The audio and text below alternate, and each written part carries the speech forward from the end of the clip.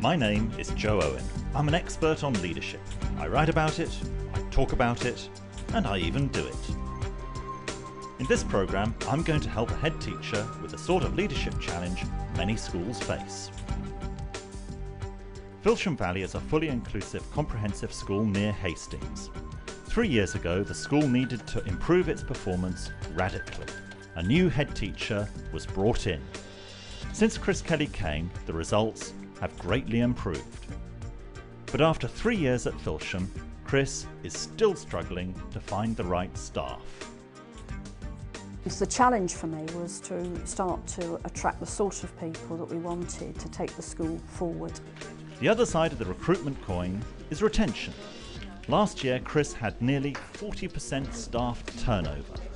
I think people perhaps have been unhappy working here. So socially, I don't think it's not as good as other schools. I know that we have a lot of staff who just stay for a year and then go. Something's not quite right. You can't manage your staff unless you know what's going on in their lives outside work. Because I actually don't want to know things that are going on that are in their private lives unless it impacts on work. I'm not sure I agree with you. Time to find out if Planet Business and Planet Education will collide or collaborate.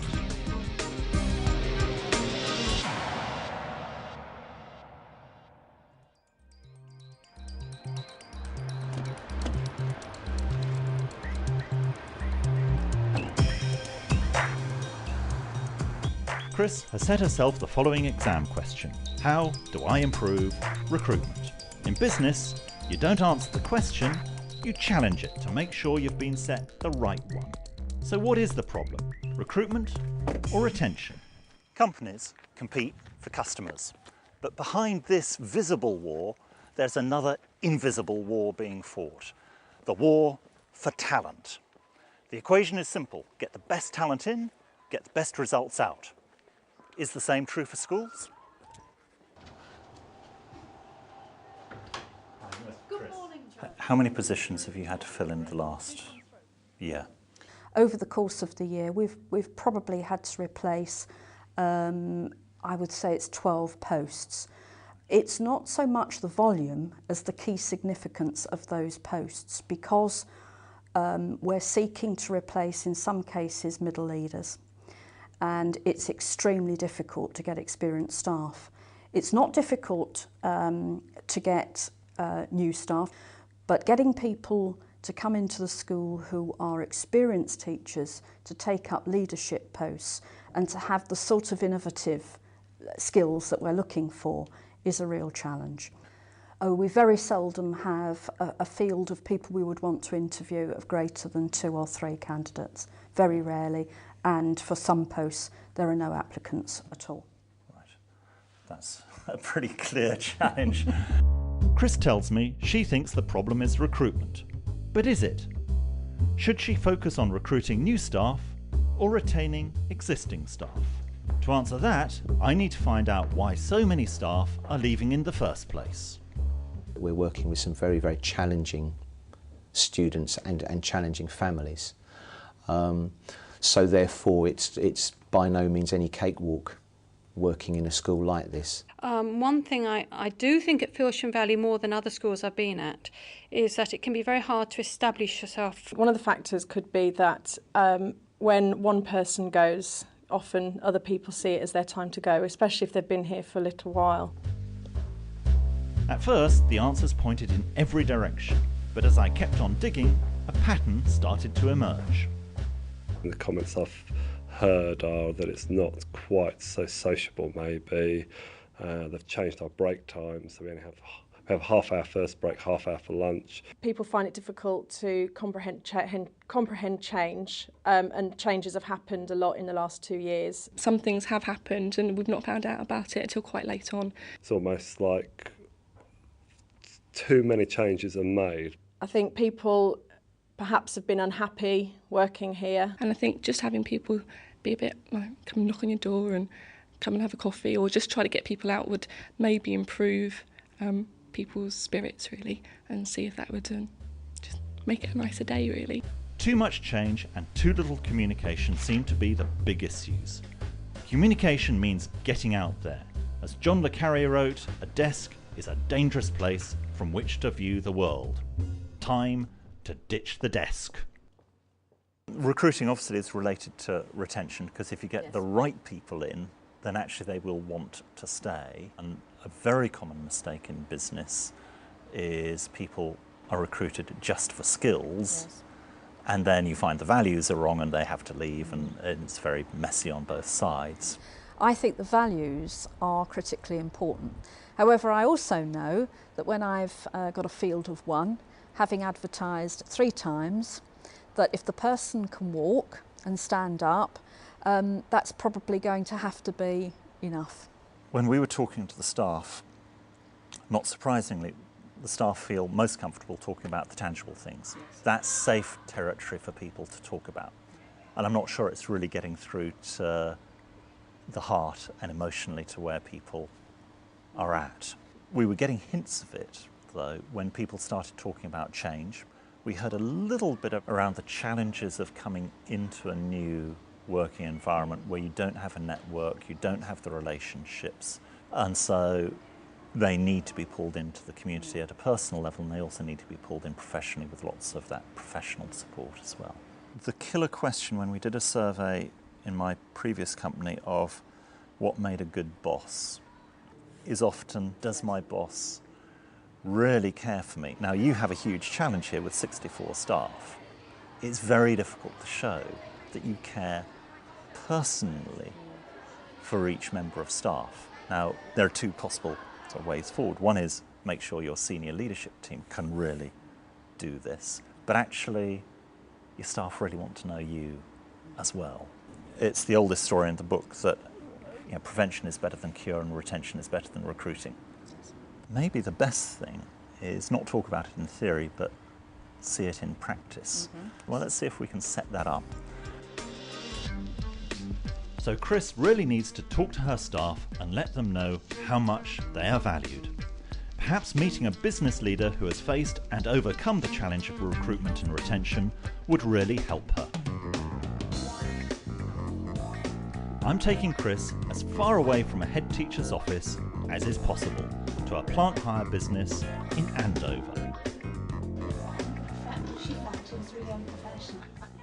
2 years ago, Sian Wycherley took over as General Manager at GE Equipment Services Plant Hire, a business employing over 320 people all over the UK. The company had just been bought by General Electric and faced huge staff turnover. But in less than 18 months, Sian has managed to halve the number of people leaving. Let's see what Chris can pick up from Sian's experience. Hi. Sian, very good to see you again. Hi, Joe. Can I introduce Chris to you? Nice to meet you. Hi, nice to meet you. Do you want to come in through to the office? Please, thank you. The situation when you arrived, how many staff were there and what was the attrition level that you faced? We had about 300 staff and the attrition rate was in excess of 40%. That's huge. So it's a massive problem, not only in terms of training, but also in terms of recruitment costs. The pressures that it then puts on the staff who stay and are loyal. They end up working longer hours and you get increases in sickness rates, and so it goes on. How did you unpick that? How did you get to the bottom of that? Everybody who knows me knows the first thing in the morning I have to put a kettle on. So it's like you get into work, let's have a cup of tea. If there's a crisis, you put the kettle on, which is what we tend to do in Wales a lot. And we had the idea that it's no good going out and sitting down with a workshop fitter and saying, tell me what your problems are, because they think that I'm someone from this ivory tower in head office. They're not going to talk to me very easily. So it's what is the forum for sitting down and having a chat with somebody and making sure that they feel comfortable enough to talk to you. So we came up with the idea of having time for tea. And the thought was that I would go and visit every single site across the UK. So we have site, the furthest north is Inverness, down to St Austell, over to Kent. And I would have a cup of tea with every individual in the business. So I had to earn the respect and the loyalty of the staff.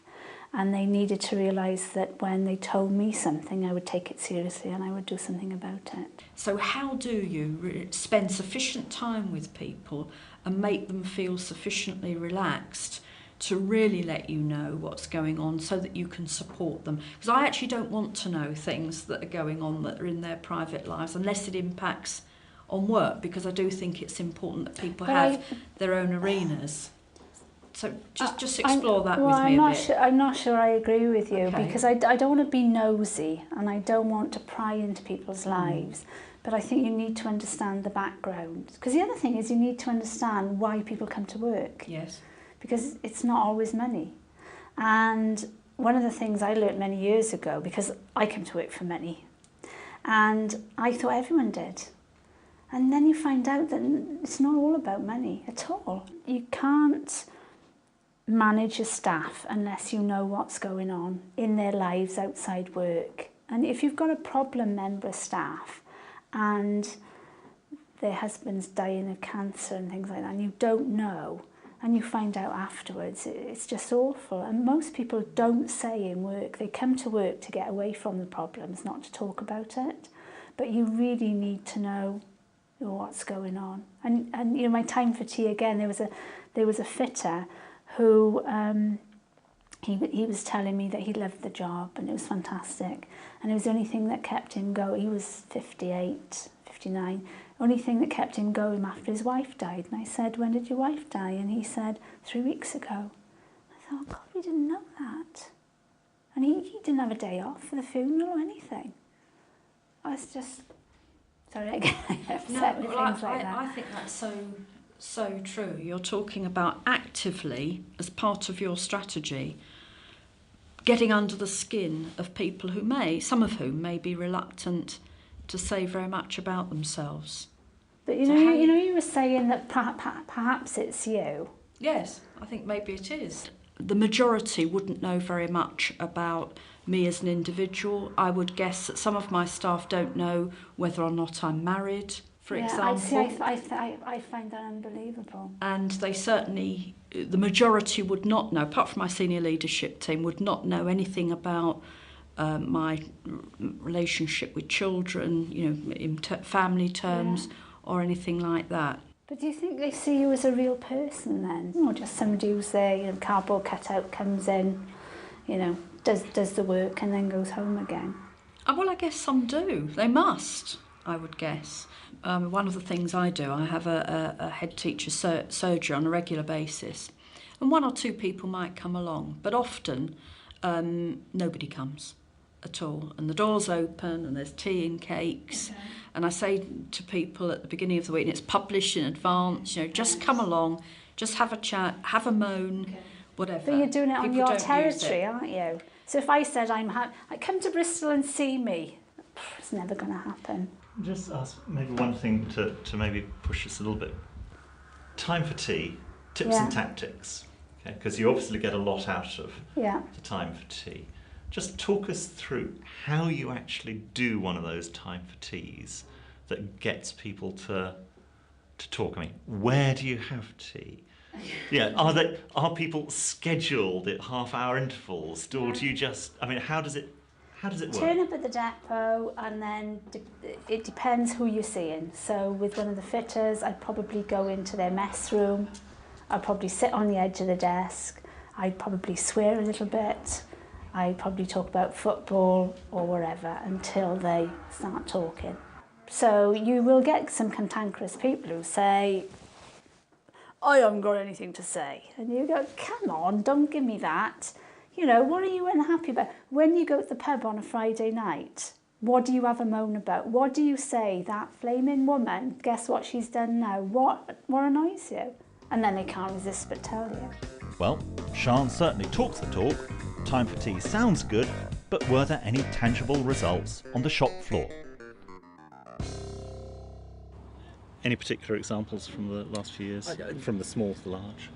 Yeah, for these guys, I mean, it's some of the simple stuff. The mobile fitters, they keep their livelihood in the vans. Their tools, I mean, some of their tools are worth a fortune to them. If they lose that, they lose their livelihood. We sort of got a discussion group from them. tool insurance was an issue.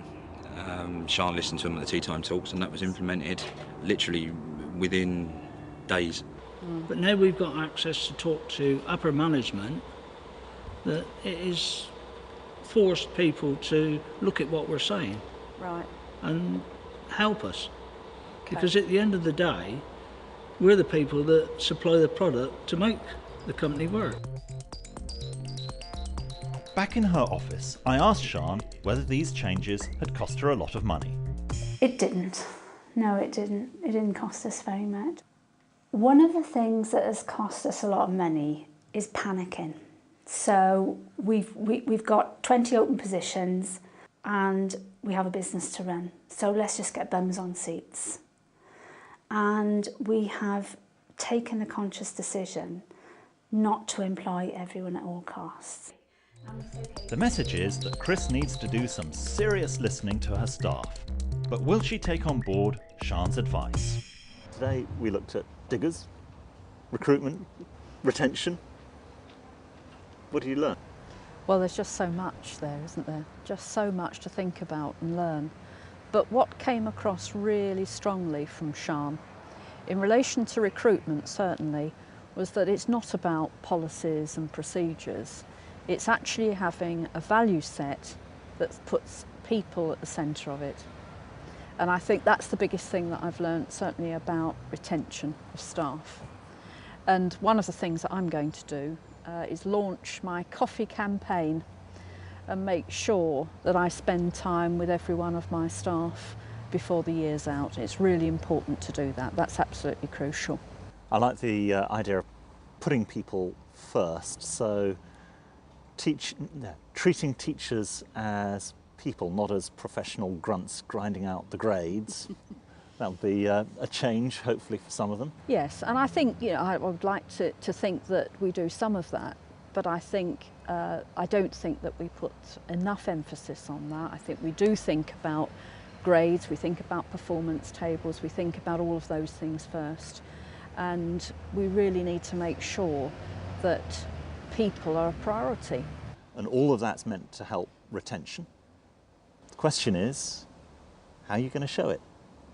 Well, if we get it right, if I act on what I've learned and actually implement some of those ideas, we should see some clear results in a very short period of time. So come back in a month's time and have a look. We'll look forward to it.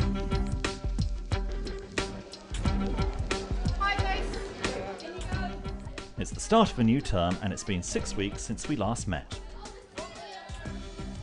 Chris says she's had over 30 coffee campaign meetings, but what has she found out? At General Electric, Sian used the time for tea chats to get the staff to tell her what really bothers them. It's not an easy skill to acquire, but if Chris is going to get her very real retention problem under control, it's a skill she has to learn.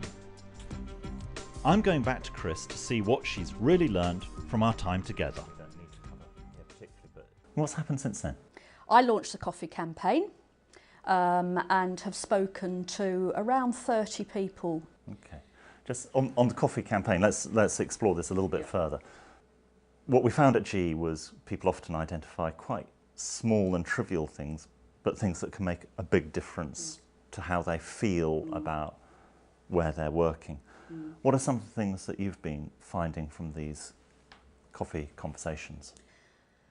Well, some good messages really. Nobody has come back to say that they're concerned or unhappy. So no, there haven't been those magic moments, but they may yet to come. I feared that might be her answer. So earlier, I went to the staff room for my own time for tea chats to see if there really is anything that annoys them. What are the little irritants that get under your skin? What are the annoying things that get under your skin or the skin of your colleagues that maybe could be changed or improved? I think the lack of time that we have at breaks and lunch. I think because they're doing a 30-minute policy, so we have first break, which is 30 minutes, and second break, which is also 30 minutes, means that your lunch break is non-existent.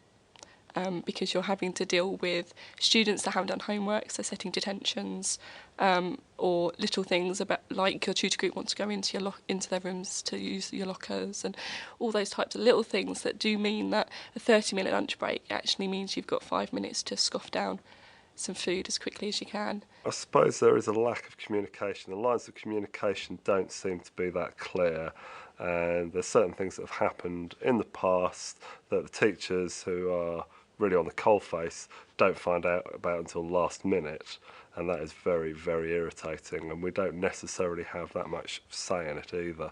You hear the same old sort of chestnuts, lack of support from senior staff, lack of support from SLT, behaviour of the pupils, and I think sometimes it's certainly about, if I feel supported, I work better. Whether or not things actually change, I just feel much better in myself. All right, so if there was one simple thing that Chris could do more or less from now to make things easier and better for staff, what might that be? I would say it would be to do again with communicating with staff. I think when I used to be a long time ago when I was at school, the head teacher was seen much more out and about school and talking to pupils, talking to staff. Chris does do that, but I think the job has changed so much. It's much more like more a managing director's job now. It's much more business orientated. But I think, and I've said this before, I think head teachers should teach a bit more as well. I think if schools are able to maintain the laptops for teachers scheme, which shouldn't be a problem anyway, but I think sort of updating equipment would be useful. I think something that we do well, that I've got in the science department especially, is that we've got what we call the meeting room, which is lovely because we've got our fridge and our kettle and our toaster and our drawers to keep all our food in, and it's great, and we go there at break time. It's right next door to my classroom, literally 2-minute walk round, make my coffee, have my lunch, and all of us meet up and have a chat and discuss what's gone on, what's good stuff for the day, what bad things have happened. And it's a great place for us to meet. And I know for a fact that isn't the case around the whole school. Not every department has got that facility where they can go and chat and all sit together. Very small things, like I have been very annoyed if I've gone to speak to people who I consider my boss and they wouldn't look up from their laptop. You see teachers all day long absolutely glued to their laptop like some sort of umbilical cord, and they won't look up and give you the time of day. And even if you're thinking, oh goodness, no, not now, I want to speak to this person now, it's important that you look up, and it's like customer service, isn't it? You look up and you make sure you are ready there for them to listen, and if you can't listen to them then, you make sure you arrange a time when you can. In a few brief chats, I've heard some of the things that are bothering staff, and I'm sure there's plenty more. I wonder if Chris has picked up on any of this from her coffee campaign. You'll not be surprised to hear that when we've talked to some people, they were saying, oh, communications, Yes. We never hear anything until it's far too late. Yes. And we're not involved in making the decisions. We don't feel we've got any ownership over it. And actually, if they just involved us earlier, we could help them get a better solution. Now, are they being unreasonable? Is that history? Are things changing? What's your reaction to that? No, I think that they're being very reasonable. We used to have daily staff briefings in the morning. We've stopped having those because people felt that they would much rather, for example, be with their classes getting ready for that, with which I concur. But the downside of that means that there's less sort of face-to-face contact with large groups of staff, and that it may be that we need to review that again. So one of the things we talked about at G, or one of the things you took away from G, was the whole issue of recruiting to values. What's happened there? Well, one of the things that we've done is to revamp our brochure, and we now have what we think is a much more modern feel brochure, which very clearly lets people know what we're about. It talks about our sort of key themes, which is about making education real, succeeding together, being part of a modern, vibrant team running a 21st century school. If I was a new teacher, and in the extremely unlikely event that you wanted to recruit me here, what would be the 3 or 4 words that you would want me to be taking away? Well, it's interesting. We were interviewing this morning, and that question was central, actually, to what we were testing for. And what we wanted were people that were committed to the very highest standards, who were committed to inclusive education, and finally that it was an organisation that would provide challenge but would also on the other side of that provide support. And from a personal perspective, if there's one thing you got out of GE and Planet Business, what would that be? Revealing a little more of myself. And it was very interesting talking to Sian about her approach with staff. And although I do think that there are professional boundaries which are particularly important in schools because we work with young people and we work with vulnerable young people, I think it's been useful for me to think, well, actually, you know, perhaps I do need to spend a little bit more time just chatting with my staff on occasions. That's great. Very human, very simple. Let's be positive and say the glass is half full for Chris. She's working on recruiting and she's got a new brochure and she's stopped hiring on panic. When you did ask me in June, I probably said that the issue was actually about recruitment, which it is, but we also need to get better at valuing and developing the staff that we have.